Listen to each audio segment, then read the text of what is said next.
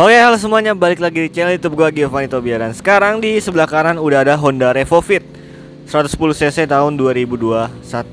Ya ini gua reviewin tahun 2022. Ya hitungannya 2022 lah.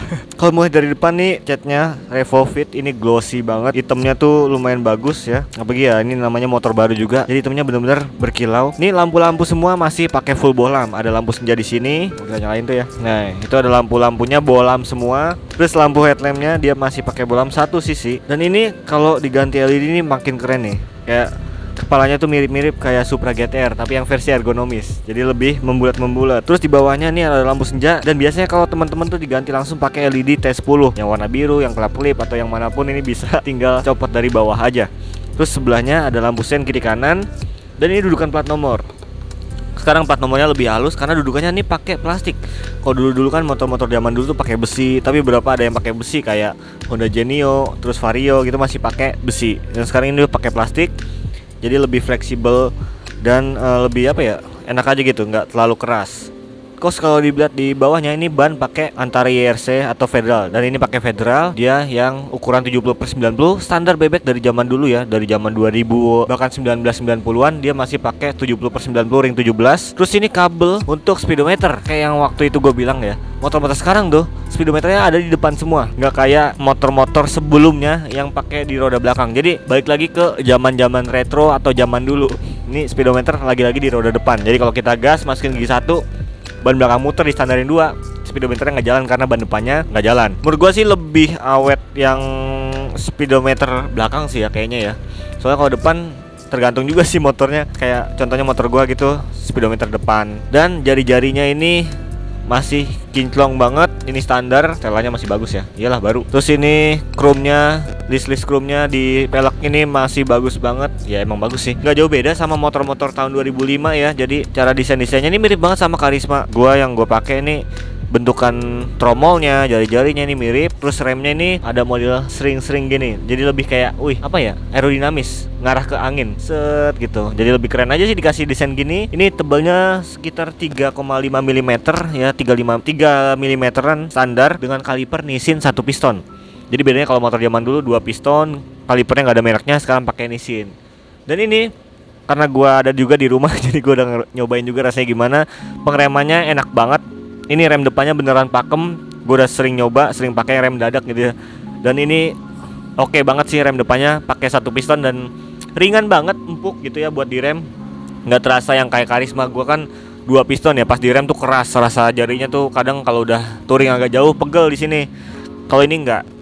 Terus shock breakernya ini pakai Showa. Ya, Showanya bukan yang advance banget. Ini Showa SIM 32 dengan mungkin 32 mm. Itu maksudnya ketebalannya dari si diameter shockbreakernya ini. Jadi untuk shockbreaker depannya ini emang enak banget. Gua nyobain hajar polisi tidur, dia tuh kerasa nggak bottoming, tapi lewat aja gitu, druk gitu. Dan gua suka banget sama shockbreakernya si Revo Fit ini. Oke, kita udah lihat bagian depan, spakbornya lumayan lancip tapi nggak terlalu sporty, agak ergonomis juga. Dan sini masih semua pakai mesin 110cc, air filter biasa, nggak ada radiator. Kita lihat di bagian speedometer. Nah, di bagian sebelah kiri ada high beam, low beam, klakson dan juga sen. Ini tombolnya rigid ya. Ini ya, jadi kalau ngedim tuh gampang. Walaupun lampunya bohlam jadi kayak tik lemes gitu ya. Terus di klakson, ini klaksonnya lumayan besar klaksonnya. Nyaring tapi agak frekuensinya tuh di bawah. Gitu gimana tuh? Jadi kalau kita dengerin klaksonnya, nah ya kayak gitulah, lumayan lah. Terus di sennya tombolnya juga bagus, nggak ada tuas jok karena sudah injeksi PGM FI. Terus kalau kita lihat speedometernya ini menurut gua langsung ketemu kekurangannya, nggak ada gear indikator, cuma ada netral sama gigi 4. Ini topnya karena 4 speed jadi topnya itu gigi 4. Beda sama yang Revo X, Revo yang tipe cash wheel, tipe tertinggi dari Revo. Itu ada gear indikator 1, 2, 3, 4, netral sama sen gitu kalau nggak salah. Dan di sini absen. Jadi Revo Fit ini diperuntukkan untuk misalnya kalian punya suatu perusahaan terus butuh operasional, langsung beli Revo Fit kayak gitu-gitu. Karena ini bukan difungsikan untuk motor motor stylish atau motor nongkrong, tapi lebih ke fungsionalitasnya. Jadi kayak ini simple banget, ada odometer, speedometer, bensin, cek engine, lampu senya juga nyatu kan kiri kanan, nggak tahu yang mana tuh yang kiri apa kanan. Tiba-tiba yang kedip hanya di sini aja, terus ada high beam doang. Udah itu aja. Dan menurut gue ini speedometernya yang di pentingkan itu adalah durability-nya. Jadi dia bakalan awet banget sampai bahkan 5 tahun apa puluhan tahun, karena analog ini benar-benar nggak butuh listrik atau aki yang untuk memfungsikan si speedometernya. Jadi tanpa aki pun dia tetap nyala. Jadi ini motor durability-nya oke banget. Terus di sebelah kanan kosong, hanya ada electric starter. Pengalaman gue ya, karena gue ada di rumah juga, kalau pagi-pagi kita harus nyelanya tuh, misalnya kondisi off gini ya, kita harus nyala dulu 3 kali baru kita bisa electric starter. Kalau langsung agak starter gini, kadang agak susah nyalanya. Kadang udah panas, tiba-tiba motornya mati lagi, starter lagi, kayak gitulah. Kuncinya biasa banget, nggak ada pengamat magnetnya juga. Jadi kayak kunci Karisma 2005, mirip-mirip, masih sama aja. Dan ini cuman ada kunci stang, nggak ada pengamat magnetnya. Di sebelah sini catnya warnanya gloss lagi, doff. Jadi ini benar-benar semua banyak material bodi kasar di sini. Bodi kasar, kiri bodi kasar, sampai sini bodi kasar. Yang belakang juga dekat headlamp belakang juga bodi kasar. Jadi ini cocok banget buat kalian bawa barang-barang, nggak takut kalau catnya lecet apa gimana. Ini karena bodi kasar ini sebenarnya ngerawatnya emang lebih susah. Tapi kalau dia kena material kasar tuh, dia tuh lebih kokoh, nggak langsung baret. Jadi lebih solid lah kalau buat bawa misalnya galon, buri beras, barang tumpukan, taruh tumpuk sini tengah, atau kasih penjepit gitu. Ini lebih solid gitu. Oke, kita bahas dari akomodasinya.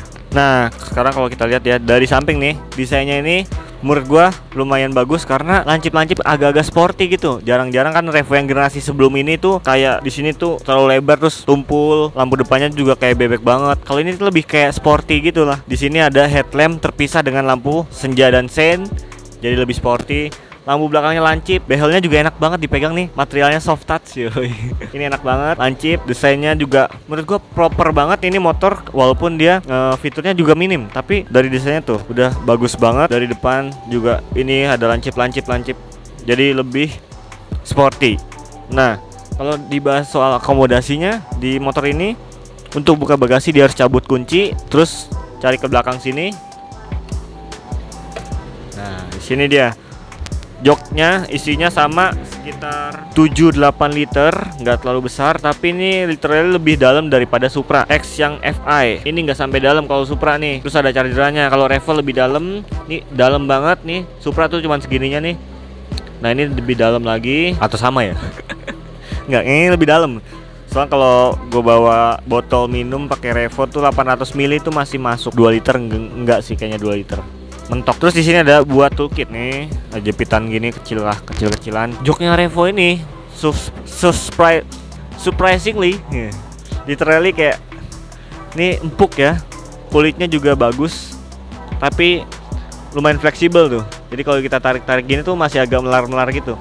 Cuman ini bahan kulit yang kalau udah agak lama dia langsung getas atau kaku. Soalnya Revo di rumah gue tuh sininya udah agak mulai robek karena lama-lamaan dia agak getas. Tapi untuk baru ini masih nyaman banget nih pastinya, masih empuk. Sini ada pelampung PGM FI full injection dengan cover, jadi pelampung bensinnya ada di dalam sini. Tankinya standar 4,5 literan, tapi yang spesial dari Revo ini adalah konsumsi bahan bakarnya yaitu 57 sampai 60 lebih kilometer per liter. Jadi iritnya bukan main. Ya gue biasa dulu ngisi ceban itu bulak-balik dari rumah gua tuh ujung aspal sampai berkali-kali, berhari-hari, 2 minggu kali ya, ceban tuh nggak habis-habis. Udah merah juga masih ada, masih bisa bolak-balik lagi. Ini super banget iritnya, makanya dicocok banget untuk operasional, dan durability-nya juga bagus banget. Mesinnya kita bahas dari mesin. Ini motor 109 atau 110 cc tepatnya, tenaganya ya 78 horsepower, torsinya 8,5 apa 9 Nm, sekitar segitulah, nggak terlalu gede-gede amat. Dia ini SOHC ya standar banget lah, PGM FI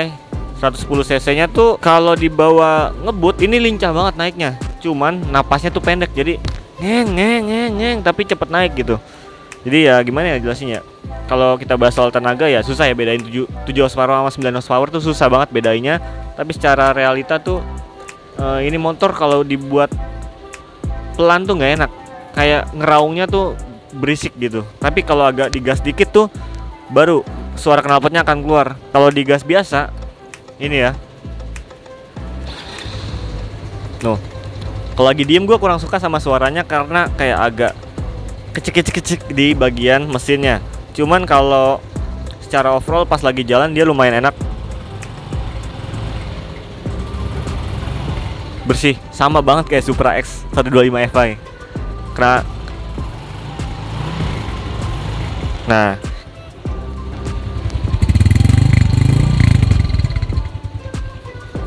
nah jadi suaranya tuh garing-garing, jernih, emang jernih banget, ring gitu ya. Cuman kalau lagi dipanasin, gua kan sering manasin pagi-pagi itu suara cek di situ tuh agak mengganggu sih. Tapi overall kalau di bawah jalan suaranya unik sih, lucu aja gitu, kayak Supra X 125 Fi sama aja kayak gini, sama karena knalpotnya satu brand, satu merek, satu kode juga kayaknya deh, YMI K68. Terus kita bahas bagian belakang dan segala macamnya. Oke, ini gue mau ngasih tahu kalian kalau motor ini masih ada kickstarternya, karena motor-motor sekarang banyak banget yang nggak ada kickstarter, tapi motor ini masih ada. Dan ini nggak ada seal karetnya, jadi kalau kalian selak pagi-pagi nggak pakai sendal atau nggak pakai alas kaki, ini agak berasa nih. Tajamnya tuh lumayan, gerigi-geriginya. Tapi kalau bagusnya kickstarter kayak gini sih, kalau udah berapa tahun nggak ada getas ya. Kalau kayak Karisma gue kan pakai karet, jadi kalau udah lama karetnya getas. Nah, jadi ini ya ada kelebihan kekurangan juga lah. Terus di bagian step ini masih pakai karet, yang dimana motor-motor sekarang tuh banyak banget yang pakai besi. Jadi kalau sepatu kalian licin agak gesrek-gesrek, kalau yang ini masih bagus, masih nyaman lah buat sepatu jenis apapun tuh, aman dan bersahabat banget, nggak bikin sol sepatu tuh agak baret atau rusak ya. Ini masih karet soalnya. Knalpot ini warna hitam doff dengan cover chrome sama kayak Supra X. Ini cover chrome-nya ini di coating lagi, nih masih bagus banget nih. Terus armnya sama standar sama motor-motor zaman 2005. Nih armnya sama persis sama yang dipakai di Karisma X 125D. Dia, gue inget banget, armnya seperti ini persis, cuman dikasih warna hitam aja. Terus di shockbreaker belakang dia pakai Showa, dan ini karakter shockbreaker belakangnya agak sedikit keras, beda dengan yang depan. Depan itu empuknya super empuk tapi tetap stabil. Kalau yang belakang sedikit keras, mungkin kalau buat tikungan lebih stabil. Cuman yang gue rasain ya kalau buat boncengan sih kadang ambles ya. Terus di belakang remnya pakai tromol. Nah, rem belakangnya standar. Ini tromolnya bukan tromol yang jadul, karena ini sekarang tromol sekarang tuh ada kayak bolongannya. Ini fungsinya kalau ketika rem dipakai terus kan lama-lama kampasnya tuh habis ya. Nah, tromol yang bolongan ini kita tiup kompresor, mesin kompresor kita tiup ke sini supaya kotoran yang di dalamnya tuh keluar semua. Jadi kalau tromol-tromol zaman dulu tuh nggak ada bolongannya, kalau sekarang tuh ada. Jadi kita nggak usah repot-repot bongkar rodanya, peleknya buat bersihin rem. Jadi langsung tinggal semprot aja dari sini. Terus ini by the way depan belakang bannya belum tubeless, masih pakai ban dalam karena dia jari-jari. Oke, di lampu belakang ini masih full bohlam. Kita nyalain.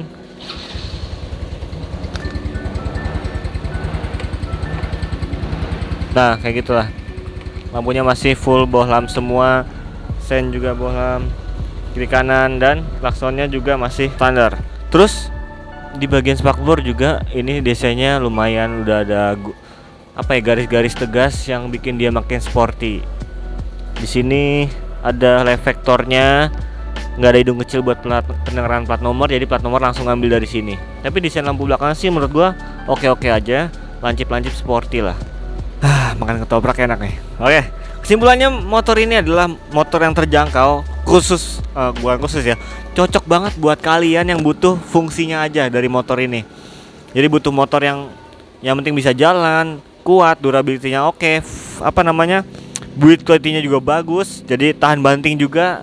Dan sekarang kan jarang ya nemuin motor tahan banting gitu ya, karena sekarang juga banyak matic, dan katanya sih matic nggak kuat banjir gitu kan. Kalau ini kalian mau pakai gimana ya, seenggaknya masih oke, masih tangguh. Dan buat kalian yang nggak pentingin fitur, nggak ada gear indikator yang lengkap, cuma ada netral sama top gear doang. Terus nggak ada pengaman magnet di kuncinya.